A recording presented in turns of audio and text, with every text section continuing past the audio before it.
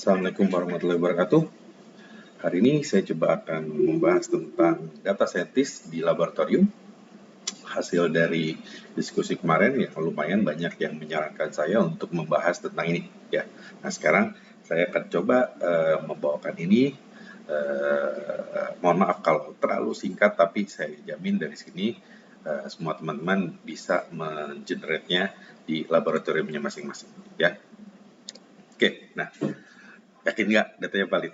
Ya, kenapa ini jadi pertanyaan? Karena ya dalam industri laboratorium ya produk yang kita jual adalah salah satunya data. Nah, data yang kita produksi apakah validitasnya bisa dipertanggungjawabkan? Nah, ini yang akan kita jadikan jadi studi kasus data analisis metode konvensional ya saat ini. Nanti kalau instrumennya silakan bisa di-generate masing-masing. Oke. Nah, sebelum kita masuk ke dalam bahasan intinya, ya, ada syarat di mana ketika kita mau melaksanakan metode data scientist ini, ya, yang pertama kemarin udah dibahas ya sebenarnya, tapi coba saya bahas dulu di sini. Ya, pertama adalah kompetensi personal. Ya, jadi pelakunya itu harus kompeten dulu ya, baik dari mulai analisnya, terus si penyelianya, MT-nya gitu ya, semua harus kompeten ya. Bagaimana cara mengambil kompetensinya? Silahkan ada beberapa cara ya, dari sekolah, dari pelatihan bersertifikat BSN, BNSP ya, dan pengalaman ya. Terus yang selanjutnya adalah alat dan bahan yang sesuai dengan syarat ya. Misalkan alatnya, kalau misalkan kita mau menganalisis kadarnya 0,1 ppb, kita tidak mungkin pakai metode konvensional ya.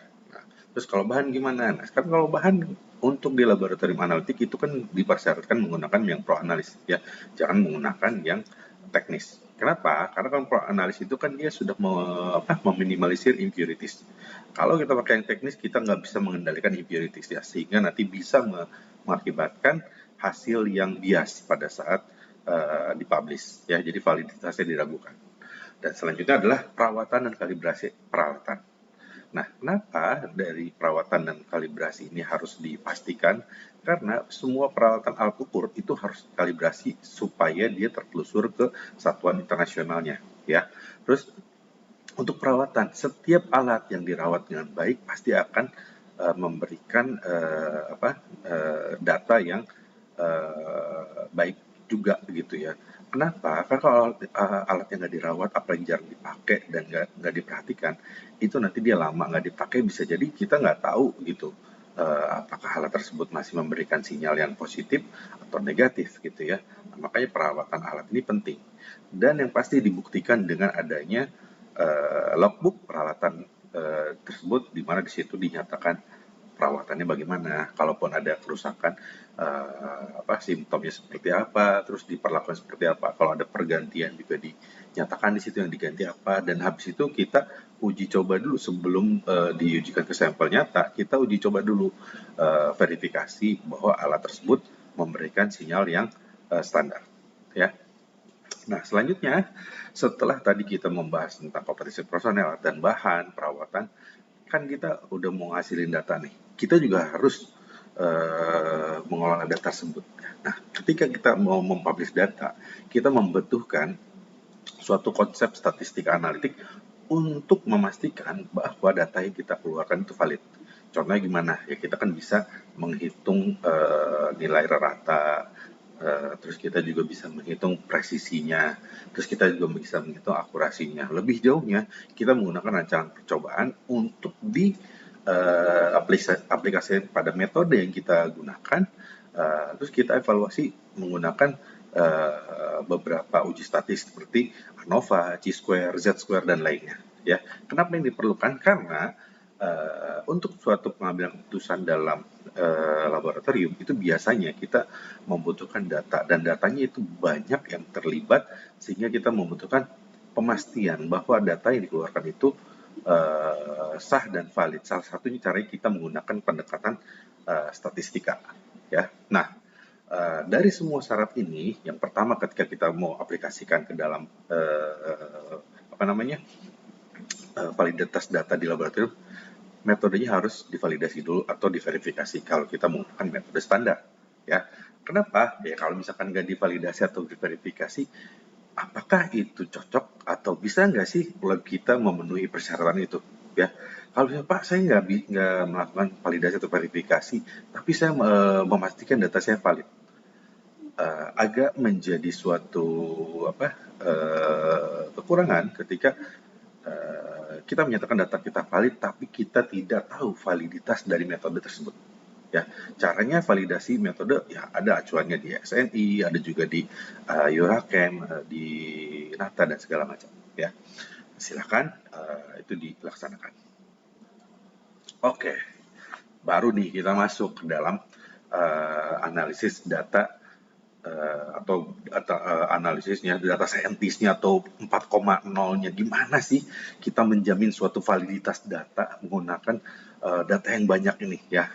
Kita ambil studi kasus di metode titrimetri. Kita tahu metode titrimetri itu membutuhkan buret ya untuk titran, untuk larutan titrannya, di bawahnya ada larutan sampel yang menjadi target kita, analis kita. Ya, sekarang ini pertama dari metode itu kita lihat bagaimana preparasinya. Apakah dia harus ditimbang? Kalau misalnya seperti padatan, ya terus apakah dia kalau misalnya cairan berarti harus dipipet? Berapa harus ditimbang? Berapa harus dipipet? Kenapa? Karena ini mempengaruhi saat misalkan dari metode standarnya menyatakan untuk skup analisis 1 sampai 10 ppm itu ditimbang atau dipipet sebanyak 1 gram atau 10 mili, berarti Bapak Ibu dan teman-teman semua harus ngikutin ya.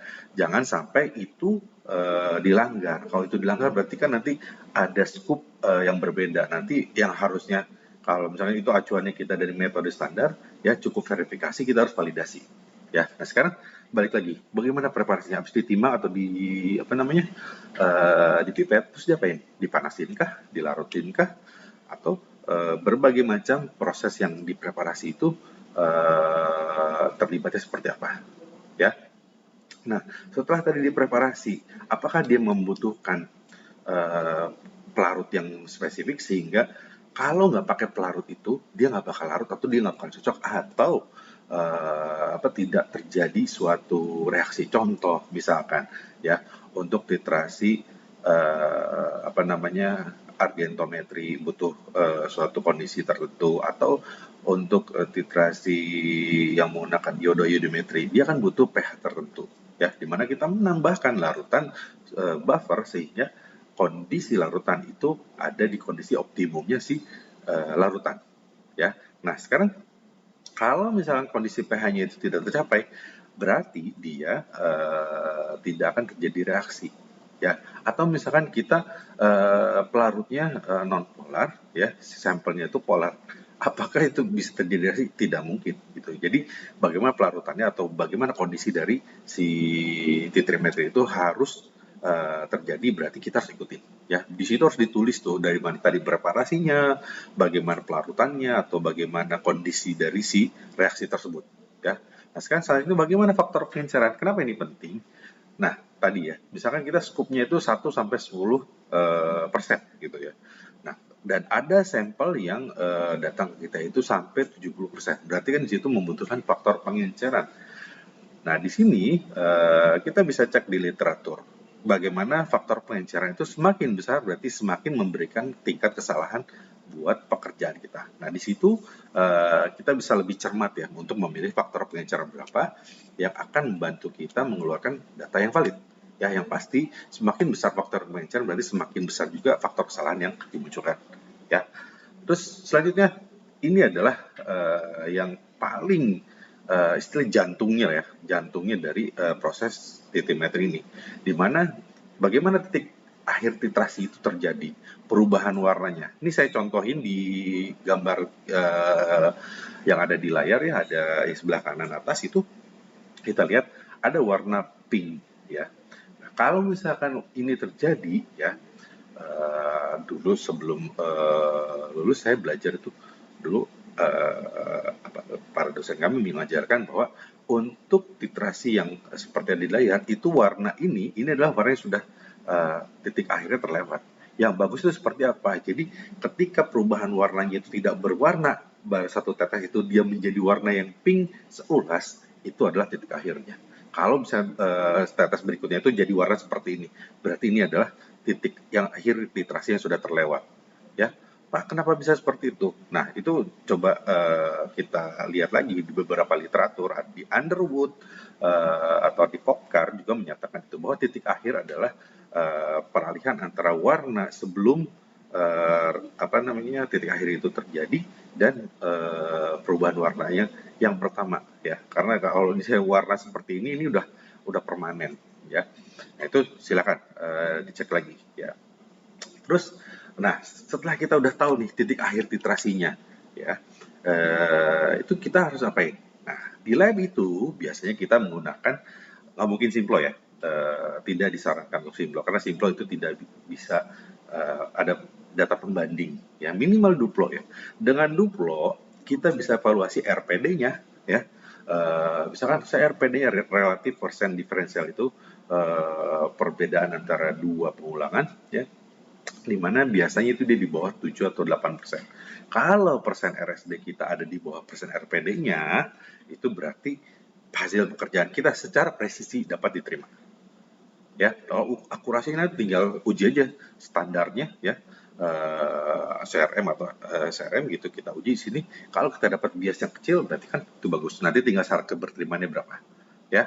Nah, selanjutnya, setelah kita sudah melaksanakan dari preparasi, pelarutan, faktor pengenceran, titik akhir titrasi, dan ada syarat keberterimaan Duplo-nya tadi, terakhir adalah ketika kita publish data, ya, apa usaha pemastian keabsahan dari semua data yang kita keluarkan. Nah, lab itu harus punya sistem di mana lab memastikan bahwa dipantau metodenya, dipantau personelnya, dan dipantau sistemnya itu apakah dia mengeluarkan data yang valid atau tidak. Cara gimana?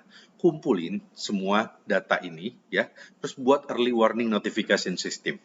Caranya gimana, Pak? Banyak cara, ya. Yang kalau misalkan dari awal tuh, ya, bagaimana preparasi, ya, supaya mereka nggak melanggar, tempel tuh di di meja analisnya atau di ruang timbang. Kalau sampel yang misalkan sampel A itu harus ditimbangnya sekian sampai sekian gitu ya. Jadi ada rentang. Terus pelarutannya kasih tahu, oh dia harus menggunakan pelarut apa gitu supaya nggak salah.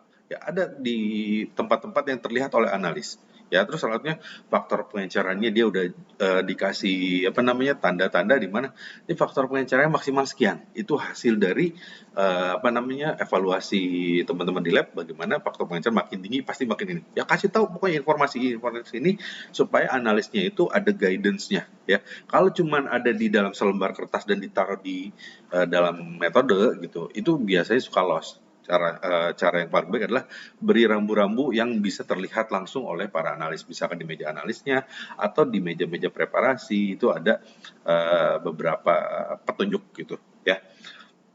Terus, nah ini yang titik akhir literasi nih. Kalau bisa waktu validasi kan kita tahu tuh titik akhirnya seperti apa, itu foto, jadiin acuan, ya. Nah, makanya nanti ketika analis melakukan titrasi dia akan melihat kalau bisa dalam bentuk film atau gitu ya, yang jadi dia ingat ya, atau misalkan before and afternya warnanya ini titik akhir dan warna kelewatnya itu seperti ini gitu ya.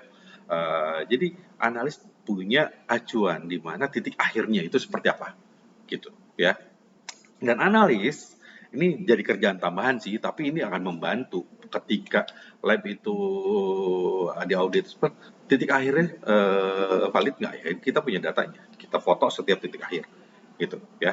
Terus habis itu syarat keberterimaannya ya kita langsung tetapkan. Kalau kita misalkan pakai RPD misalnya di bawah berapa persen, atau kita kita ulangannya 3 kali 7 kali atau berapa gitu ya, harus kita pakainya CP Horwitz, nyatakan di situ acuannya kemana gitu ya, tinggal nanti masuk atau enggak kan gitu. Nah, yang terakhir usaha pemastian keabsahannya, apa metode yang Bapak Ibu ikuti, apakah uji profisiensi kah atau apapun yang bisa memastikan bahwa sistem yang Bapak Ibu gunakan di laboratorium semuanya fulfill gitu. Nah, dari situ kan kita nanti kalau salah satunya ini keluar dari sistem berarti kita punya ini berarti datanya nggak valid nih gitu ya, atau personelnya atau sistemnya kah gitu. Jadi kita punya early warning sistem notification sebelum data itu dipublish. Oke. Nah, ini bagian dari data scientist-nya. Dari data yang udah dikoleksi ya, tadi kita udah bahas tuh bagaimana dari hasil metode yang kita tahu cakupan konsentrasi dan matriks metode yang ada di mana saat digunakan. Kalau misalkan gini, saya punya metode, kita udah validasi untuk sampel yang matriksnya tanah. Tapi sekarang saya mau gunakan untuk matriks yang air. Itu beda Bapak Ibu harus validasi lagi. Karena yang matriksnya tanah dengan matriks air itu berbeda. Makanya hati-hati. Kalau bisa jadi kesalahan itu karena penerapan tadi matriks sampel yang berbeda, sehingga datanya pas dipublish sebenarnya dia kesalahannya itu dari awal. Ya, metode yang kita punya itu untuk matriks tanah, kita gunakan untuk matriks air, ya, dan itu pasti akan menghasilkan suatu bias yang tinggi gitu, ya. Selanjutnya nah ini titrasi nih. Titrasi adalah faktor utama dalam hal ini. Menurut saya wajib ada gambar. Tadi kita udah bahas ya, yang proper untuk dijadikan acuan oleh analis. Dan analis pun harus punya proof, bukan prof ya, proof kalau TA-nya titik akhirnya itu difoto sama dia ya, dan dibandingkan dengan gambar acuannya gitu ya, supaya apa, nanti ketika dia dipersalahkan pun dia punya data untuk menyatakan ini saya sudah mengerjakan sesuai acuan ya gitu. Terus selanjutnya evaluasi presisi ya, minimal kalau duplo kan kita bisa LPD tadi kita udah bahas, atau dengan RSD-nya. Dan yang terakhir ini pemastiannya kita bisa ikut uji profisiensi, uji banding mandiri ya, di dalam misalkan kita bandingin nih ada analis A, ada analis B, atau beda hari gitu, atau kita bikin control chart ya. Nah, tapi pastikan semua itu nggak ada yang out of control. Artinya ketika ada yang outlier atau di luar sistem, itu kita langsung stop dulu semua pekerjaan, kita cari sumber kesalahannya, koreksi, tindakan korektif, dan tindakan pencegahan. Ya, ketika semua udah solving, baru kita terapkan lagi metodenya. Gitu, Bapak Ibu ya. Nah, terus Pak, bagaimana selanjutnya ini gitu ya. Nah, di sini data scientist-nya itu berbicara. Kalau Bapak Ibu masih menggunakan sistem yang manual, ya, berarti yang dibutuhkan adalah penyelia yang oke banget. Berarti penyelia harus oke. Apakah penyelia? Enggak semuanya. Tapi kan biasanya analis itu biasanya stop dulu ke penyelia. Artinya si penyelia ini sebagai pintu pertama, ya. Penyelia harus kompeten dan berpengalaman sehingga dia dapat mensortir data yang masuk, mana yang akan dipublish, mana yang di-reject. Ya, sehingga data yang benar-benar dipublish itu nggak bakal menimbulkan keraguan atau istilahnya bahkan menimbulkan kesalahan di masa yang akan datang. Gitu ya. Nah, itu kalau misalnya manual, kebayang kan misalnya data itu kita proses dari kertas to kertas, dokumen to dokumen ya.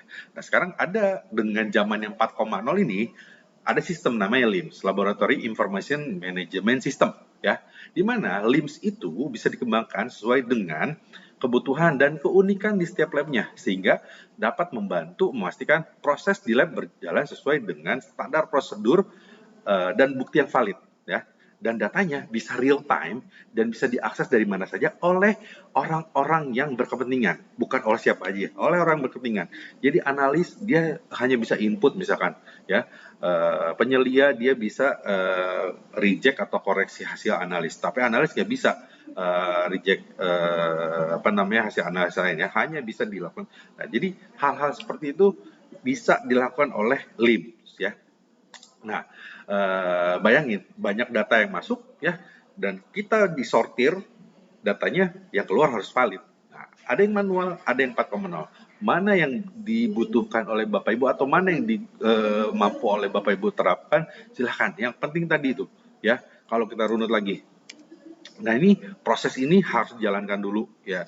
Terus data scientist-nya cara koleksi gimana, dan yang terakhir adalah ketika mau publish nih, dua sistem ini yang jadi istilahnya prosesornya ya. Kalau manual berarti kita butuh orang-orang yang kompeten memastikan dokumen-dokumen yang akan dipublish itu sudah valid ya. Tapi kalau pakai LIMS, kita memang capek di awal karena kita buat dulu sistemnya, terus kita kumpulkan datanya akan dijadikan acuan.